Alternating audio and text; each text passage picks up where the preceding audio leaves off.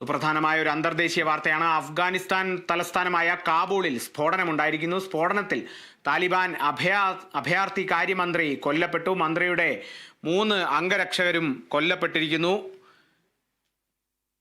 താലിബാൻ അഭയാർത്ഥി കാര്യമന്ത്രിയായ ഖലീൽ റഹ്മാൻ ഹക്കാനിയാണ് കൊല്ലപ്പെട്ടത്. ഹക്കാനി നെറ്റ്വർക്കിന്റെ ഒരു തലപ്പത്തിരിക്കുന്ന ആൾ കൂടിയാണ് ഖലീൽ റഹ്മാൻ ഹക്കാനി. താലിബാൻ അഫ്ഗാനിസ്ഥാൻ പിടിച്ചടക്കിയ ശേഷം നിലവിൽ അഭയാർത്ഥികാര്യ മന്ത്രിയായി പ്രവർത്തിച്ചു വരികയായിരുന്നു. ഈ ഒരു സ്ഫോടനം ഉണ്ടായത് മന്ത്രാലയത്തിനുള്ളിലാണ് എന്നുകൂടി മാധ്യമങ്ങൾ, അന്താരാഷ്ട്ര മാധ്യമങ്ങൾ പറയുന്നു. ഇതിൽ കൂടുതൽ വ്യക്തത വരാനിരിക്കുന്നുണ്ട്.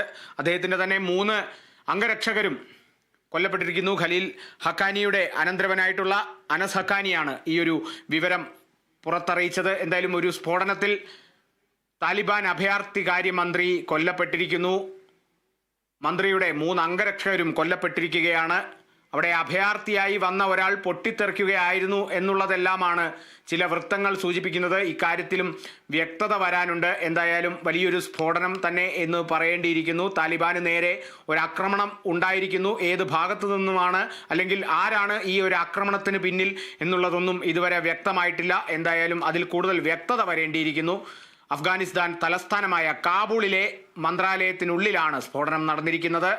സ്ഫോടനത്തിൽ താലിബാൻ അഭയാർത്ഥികാര്യ മന്ത്രിയാണ് കൊല്ലപ്പെട്ടിരിക്കുന്നത്. മന്ത്രിയുടെ 3 അംഗരക്ഷകരും കൊല്ലപ്പെട്ടിരിക്കുന്നു. അഭയാർത്ഥിയായിരുന്ന ഒരാൾ സ്വയം പൊട്ടിത്തെറിക്കുകയായിരുന്നു എന്നുള്ളതാണ് വ്യക്തത വരാത്ത ചില വിവരങ്ങൾ. കൂടുതൽ വ്യക്തത വരും മണിക്കൂറിൽ അറിയാൻ സാധിക്കും.